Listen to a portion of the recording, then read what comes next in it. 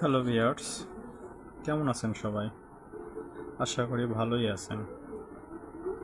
আজকের ব্লগ ভিডিওটি সাইনবোর্ড থেকে খুলনা সড়ক ও ব্রিজ, গ্রাম, এলাকা, রাস্তা, দৃশ্য নিয়ে আমাদের যাত্রা। জীবনযাত্রা কেমন, কীরকম খুলনা অঞ্চলের, সেইগুলো আজকে তুলে ধরব। সিদ্ধনগরী খুলনা অনেক সুন্দর একটি বিভাগের ঠিক শেষ প্রান্ত বরিশাল থেকে আসতে খুলনা যেতে যে রাস্তার মাঝ বরাবর যে ভিডিওগুলো করেছি খুলনা যাওয়ার পথে, সেইগুলো আজকে তুলে ধরব। ভিডিওর মধ্যে এলাকার গ্রাম, রাস্তাঘাট, কেমন পরিবেশ সম্পূর্ণ এই ভিডিওতে তুলে ধরব। এবং যেতে বাগেরহাট থেকে সাইনবোর্ড হয়ে বাগেরহাট যেতে খুলনা পর্যন্ত যে ব্রিজ, টোল ইত্যাদি ভ্রমণ করার সব কিছু ভিডিওতে শেয়ার করব। দীর্ঘদিন ভিডিওতে না আসার জন্য আমি দুঃখিত, কারণ আমি বিভিন্ন কাজে ব্যস্ত থাকি, তাই স্বয়ংক্রিয়ভাবে সব সময় দিতে পারি না। নিচেও কি একটা শখ আমার এই ভিডিও করাটা। আমি সাধারণত ছোট্ট একটা জব করি। জবের পাশাপাশি যতটুকু সময় পাই, ঠিক সেই সময়টির মাঝে যে আমি ঘুরে বেড়াই বা কাজের ক্ষেত্রে কোথাও যাই, সেইগুলোই তুলে ধরি। আদারওয়াইজ নতুন কিছু নয়। তো বাগেরহাটের সবচেয়ে মূল যে জিনিসটা ব্যবসায়িক, সেটা হচ্ছে চিংড়ি মাছ। এখানের অর্থকারী যে একটা ইনকাম এই জায়গার মানুষের, সেটা হচ্ছে ঘের, মানে চিংড়ির ঘের। খুলনা অঞ্চলের সবচেয়েতে ব্যবসায়ী সাফল্য ব্যবসা হচ্ছে চিংড়ি মাছের ব্যবসা। এই চিংড়ি মাছকেও ঘিরে আপনার যে খুলনায় যতগুলো শিপইয়ার্ড আছে, শিপইয়ার্ড এগুলোই আমরা আজকের ভিডিওতে যাওয়ার পথে দেখাবো, যে কোথায় কি ধরনের কি কাজ করে চিংড়ি মাছ নিয়ে, কীভাবে প্রসেসিং হয়। তো পুরোটা দেখাতে পারবো না, রাস্তা যাওয়ার মাঝে যা পাবো তাই দেখাবো। এটি হচ্ছে খুলনা থেকে বরিশাল কুয়াকাটার যে হাইওয়ে রোড, বলতে পারেন ঢাকার সাথেও এর যোগাযোগ, সেই সম্পূর্ণ রাস্তাটি তুলে ধরেছি। আমরা এখন যাচ্ছি খুলনা থেকে, মনে হচ্ছে বাগেরহাট সাইনবোর্ডের দিকে যাচ্ছি। এখন আমরা খুলনা বিশ্ব রোডের মাঝে আছি।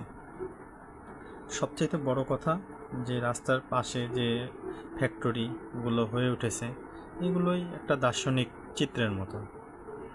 আর আমাদের যে ভিডিওগুলি করি, আপনারা যদি ভিডিওটি দেখার মধ্যে যদি আকর্ষণ হয়ে যদি লাইক, কমেন্ট, সাবস্ক্রাইব না করেন, তাহলে নিছক এই ভিডিও করাটার কোনো মানে বা যুক্তিই হয় না।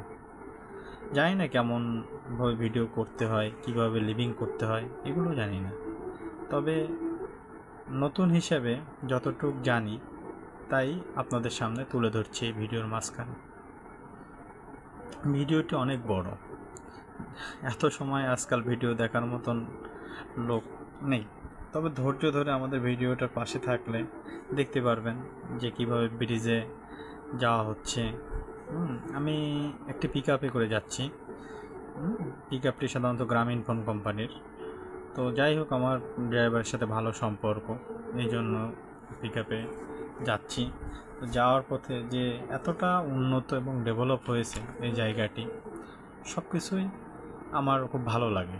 তো মাঝে মাঝে ঘুরতেও যাই, কাজেও যাই, যেটাই মনে করেন। তো রাস্তাঘাট দেখলে মনেই হয় না যে এটা বাংলাদেশ নাকি অন্য কোথাও। মানে এত সুন্দর দক্ষিণবঙ্গের রাস্তাঘাট, ব্রিজ, সব কিছুই যেন এটা মানে অন্যরকম। যদি কখনো এই খুলনা বিভাগে আসে, যেমন সুন্দরবন, মংলাপোট ইত্যাদি দেখার জন্য, তা আমি মনে করব বাংলাদেশের মধ্যে একটা সুন্দর জায়গা হচ্ছে খুলনা। এই জন্যই মনে হয় একে বলে সিদ্ধনগরী খুলনা। যদিও এই এলাকার দৈনিক জীবনযাত্রা মানুষের একটু অন্যান্য এলাকার চেয়ে একটু আলাদা, কারণ এখানে অর্থকারী ফসল যেমন সুপারি, চিংড়ি মাছ, হ্যাঁ, তারপরে আপনার নারকেল, এইগুলোই হচ্ছে সাধারণত এই এলাকার অর্থকারী ফসল। এছাড়া ধান তো রয়েছে, ধান তো সব জায়গাতেই কম বেশি বাংলাদেশে জন্মে। মংলা রোডের আমরা যখন কাটাখালী যাই, এটা দেখছেন, এটা হচ্ছে আপনার খুলনা 0 পয়েন্ট। 0 পয়েন্ট বলতে আপনার এটা খুলনা ব্রিজ পার হয়ে এসে যে এপারে যে বিভিন্ন ফ্যাক্টরি এবং রাস্তাঘাট, রাস্তার আশেপাশে যে ফ্যাক্টরিগুলো গড়ে উঠেছে সেইগুলোই এখানে তুলে ধরা হয়েছে। তো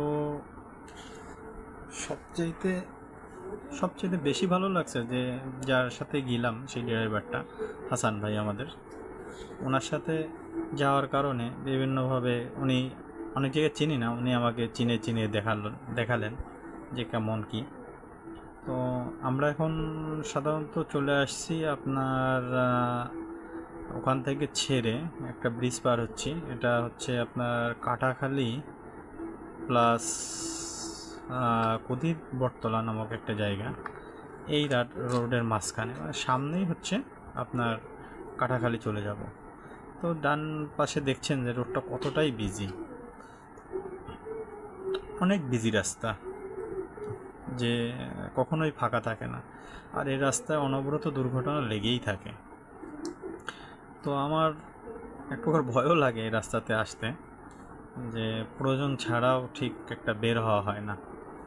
সবচেয়ে মজার দৃশ্য হচ্ছে যে দক্ষিণবঙ্গ যে কতটা উন্নয়ন হয়েছে তা এই রোডের আশেপাশে গাড়ি গুড়ি চলা দেখলে বোঝা যায় যে কতটা উন্নত হয়েছে।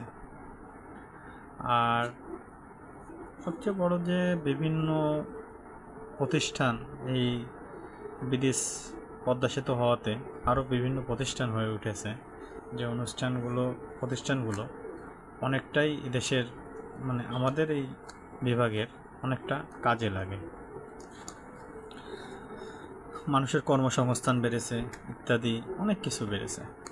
পাশ দিয়ে যাচ্ছে একটি তেলবাহী গাড়ি, সম্ভবত এটাও খুলনা থেকে তেল লোড করে আসতেছে।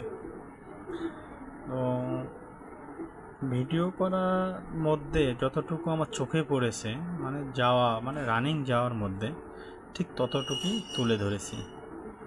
আর সবচেয়ে মজার কাহিনী হচ্ছে দেখতে দেখতে আমরা সেই কাটাখালী মোড়ে চলে আসলাম। এই কাটাখালী মোড় থেকে আপনার মংলায় যেতে হবে। যে দেখেন হাতের ডাইনে যে রাস্তাটা চলে গেছে ওইটা হচ্ছে মংলা, আর আমরা ঠিক বাই দিয়ে বাগেরহাটের দিকে যাচ্ছি। বাগেরহাটের দিক যাওয়ার মধ্যে এই যে একটা বাজার দেখছেন, এটা হলো ছিএমবি বাজার। এখানে বিভিন্ন ধরনের ফসল যেমন লাউ ইত্যাদি ধরনের সবজি এখানে পাওয়া যায়। আর সবচেয়ে বড় কথা, এখানে জ্বালানি কাঠ, কারণ আমাদের এলাকাটা সাধারণত বনাঞ্চল এলাকা বলা যায়, এখানে জ্বালানি কাঠগুলোই বেশি। আর এখান থেকে অনেক কাঠ বাইরে রপ্তানি হয়। আর আশেপাশে রাস্তাগুলো দেখে বোঝার উপায় নাই যে কোথা থেকে কোথায় যাচ্ছি, এত সুন্দর যে বলে বোঝানো যায় না। তো ভিডিওটি যদি দেখে ভালো লাগে আপনাদের, তো আমাদের চ্যানেলটি সাবস্ক্রাইব করবেন, আর লাইক কমেন্ট শেয়ার করে আমাদের পাশে থাকবেন। আপনাদের লাইক কমেন্ট শেয়ার সাবস্ক্রাইব এগুলোই আমাদের অনুপ্রেরণায় করে যে আমরা সামনে ভিডিওটা করব কি না, আর কি ধরনের ভিডিও আপনারা চাচ্ছেন সেটাও যদি আমাদের কমেন্টে জানান, তাহলে আমি চেষ্টা করব সেই ধরনের ভিডিও বানানোর জন্য। তো আমি জানি না যে ভিডিও বানানোর জন্য কীরকম ধরনের এক্সপিরিয়েন্স দরকার, আর অনেক ভিডিও তৈরি করতে যে সাধারণত যত ধরনের যন্ত্রপাতির প্রয়োজন সেরকম যন্ত্রপাতি আমার কিছুই নেই। আমি সাধারণত একটি অ্যান্ড্রয়েড ফোন দিয়েই সব কিছু করি। তো আপনাদের কেমন লাগে এগুলো যদি আমাকে বলেন, আমি তাহলে অনেক কিছু করার চেষ্টা করব ভিডিওর মাধ্যমে। এখন আপনাদের সেই আশাটাই আমি অন্তত অনুপ্রেরিত হব। তাই অনুরোধ করব, আমার যারা সাবস্ক্রাইবার আছেন তারা যদি আমার ভিডিওগুলি নিয়মিত দেখেন এবং সাবস্ক্রাইব করেন, তবে আমি একটু খুশি হতাম। কারণ আমি নতুন হিসাবে জানি না যে কারা কীরকম ধরনের ভিডিও চায়।